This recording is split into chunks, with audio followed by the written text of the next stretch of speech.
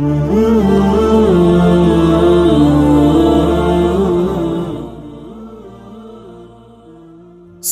पात 2.1 को जरा जल्दी से एक्सप्लेन कर दूं। तो अब क्या किया उन्होंने, जब ये नारे लपे दिलाए अपनी कौम को, एक्चुअली 2.1 तक बस चाइना ने भी ऐसा किया, दो खतरनाक नताइज निकले उसके। सबसे पहला, हर मां को जब 2 बच्चे चाहिए थे, इससे ज्यादा नहीं, तो उन 2 में एक अदद लड़का चाहिए कि नहीं चाहिए।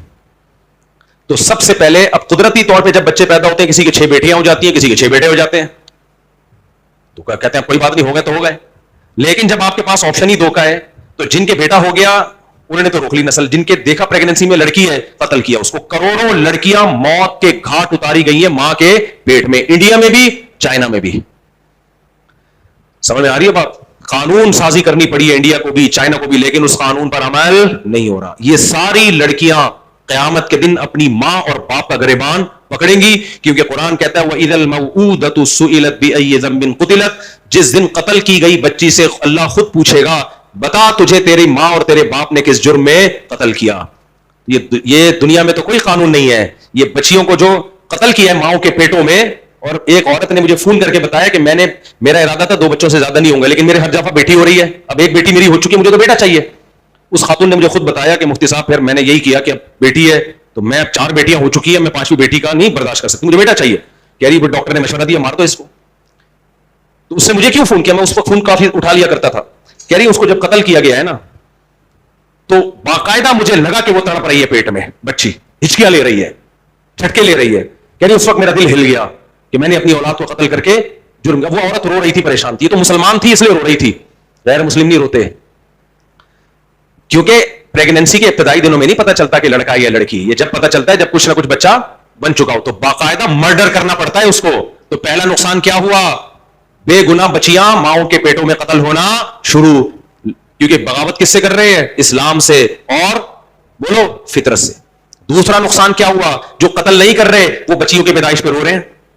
क्यों रो रहे हैं, इसलिए कि जिनके 2 बेटे मिल गए उन्होंने रोक लिया, जिनके बेटियां हो रही हैं 5 हो गई, 6 हो गई, 7 हो गई, अब वो परेशान है कि यार, तो वो टेंशन में नहीं आएंगे, क्योंकि लड़के कम और लड़कियां ज्यादा।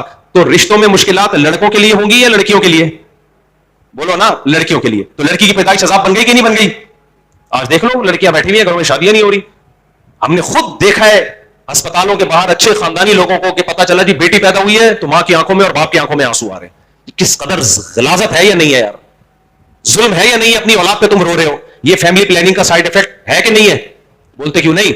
ये साइड इफेक्ट सामने आया। तीसरा साइड इफेक्ट उनके सामने ये आया उन मुल्कों में, ये तो हमारे मुल्कों में है, उन मुल्कों में सबसे बड़ा साइड इफेक्ट ये आया कि उनकी औरतों ने कहा कि जब 2 बच्चे पैदा करना बोझ है तो 1-2, यानी जब बच्चे ज्यादा पैदा करना बोझ है तो 2 भी क्या है, बोझ है, लिहाजा हम 2 भी पैदा नहीं करेंगे। तो वो जो उनका फर्टिलिटी रेट था वो 2.1 से कम। किसी भी कौम का जब 2.1 से कम होता है तो कौम आहिस्ता आहिस्ता मार्केट से शार्ट होना बोलो शुरू होती। अभी जो उनके आपको इतनी आबादी नजर आती है ना, उसकी वजह है कि पुरानी नस्ल बाकी है।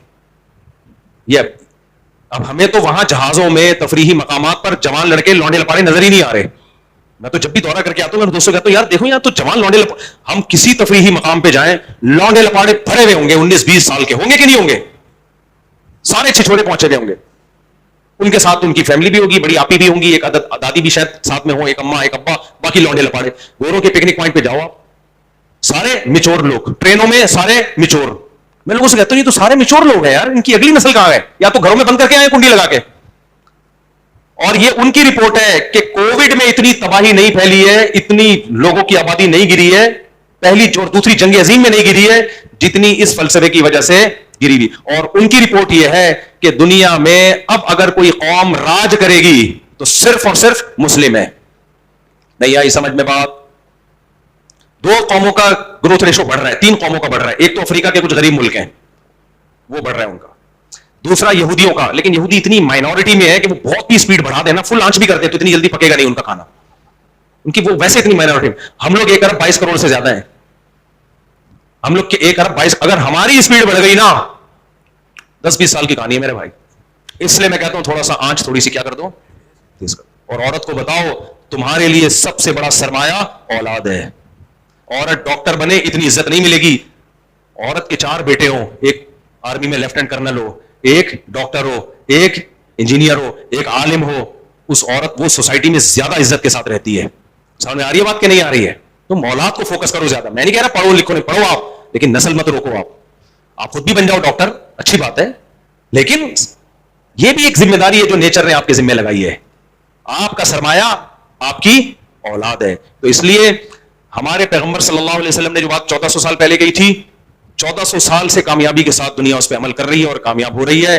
یہ لوگ ایک نظریہ لے کر آتے ہیں, 100 سال کے بعد فیل ہو جاتے ہیں. دوسرا نظریہ لے کر آتے ہیں, 100 سال کے بعد بیڑا غرق ہو جاتا ہے. ایک پیکج لے کر آتے ہیں, تباہ و برباد ہو جاتا ہے. دوسرا پیکج لاتے ہیں, تباہ و برباد. سید الانبیاء صلی اللہ علیہ وسلم نے 1400 سال پہلے ہمیں روزے دیے. آج دنیا کہہ رہی ہے فاسٹنگ سے بہتر صحت بنانے کا کوئی نسخہ نہیں ہے. 1400 سال پہلے ہمارے نبی صلی اللہ علیہ وسلم نے ہمیں پانی سے استنجا کرنا سکھایا. 1400 سال کے بعد گورے کہہ رہے پانی سے استنجا انسانی صحت کے لیے بولو فائدہ مند ہے. 1400 سال پہلے ہمارے پیغمبر صلی اللہ علیہ وسلم نے ہمیں بتایا جلدی شادی کرو, بالغ ہوتے ہی کیا کرو, شادی. آج نفسیات کے جتنے ڈاکٹر ہیں کہہ رہے ہیں دیر سے شادی مینٹلی آپ کو کیا کرتی ہے, بیڑا غرق کر دیتی ہے. جتنی لڑکی, سائیکالوجسٹ نے مجھے بتایا کہ لڑکیاں جو پاگل ہو رہی ہیں نا, ان کی ہسٹری میں جب ہم جاتے ہیں بہت بڑی وجہ ہے کہ وقت پہ شوہر نہیں ملا ان کو. ٹائم پہ ویسے تو مل جاتا ہے, ٹائم پہ اچھا شوہر ملتا ہے, ٹائم گزرنے کے بعد میٹرک فیل ملتا ہے, 8ویں کا بھاگا ہوا ملتا ہے, وہ ڈپریشن کا ذریعہ بنتا ہے. تو یہاں بھی کس کی بات صحیح ثابت ہو رہی ہے؟ محمد صلی اللہ علیہ وسلم کی بات صحیح ثابت ہو رہی ہے. نبی کریم صلی اللہ علیہ وسلم نے ہمیں حکم دیا جانور کو خون نکالو, اس کا ذبح کر کے کھاؤ. آج میڈیکل سائنس کہہ رہی ہے جس جانور کو ذبح کیا گیا ہو اس کا گوشت زیادہ بینیفیشل ہے صحت کے لیے, اور وہ جانور جس کو گلا گھونٹ کے یا کسی اور طرح سے مارا گیا ہو اس کا گوشت صحت کے لیے نقصان دہ. کھوپڑی شریف میں بات آ رہی ہے. ہمارے نبی کریم صلی اللہ علیہ وسلم نے ہمیں گوشت کھانا بھی سکھایا ہے. گوشت کھانا ہمارے مذہب کا حصہ ہے یا نہیں ہے؟ اس پہ بڑی بحثیں ہوئی ہیں ویجیٹیرین اور گوشت خوروں کی, صدیوں سے بحثیں ہوتی چلی آ رہی ہیں. کبھی ڈاکٹر کہتے تھے گوشت نہیں کھانا چاہیے, کبھی کہا ہمارے نبی نے بتا دیا بھائی گوشت کھانا چاہیے. پچھلی آسمانی کتابوں میں جو ہمارے نبی کی اوصاف ہیں ان میں یہ بھی ہے کہ آپ گوشت کھانے والے ہوں گے. سمجھ میں نہیں آ رہی بات؟ آج میڈیکل سائنس نے کیا ثابت کیا ہے کہ گوشت ہماری خوراک کا لازمی حصہ ہے یا نہیں ہے؟ میں نے بتایا تھا نا 20 سال پہلے ڈاکٹر نے مجھے کہا گوشت بالکل نہیں کھانا, دل کے لیے اچھا نہیں ہے. میں نے کہا جا بھائی ایسی کی تیسے.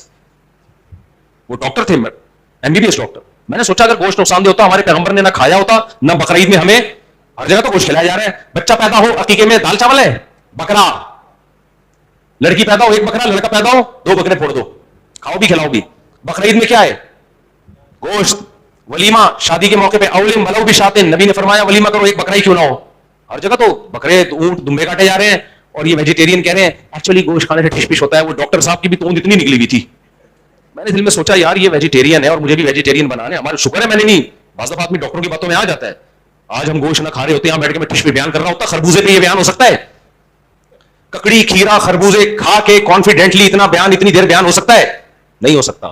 تو بھائی 1400 سال پہلے اس واحد شخص ایک سید الانبیاء محمد صلی اللہ علیہ وسلم 1400 سال پہلے جو کہہ کر گئے, 1400 سال کے بعد بھی اور 2800 سال کے بعد بھی وہی تعلیمات درست ہوں گی.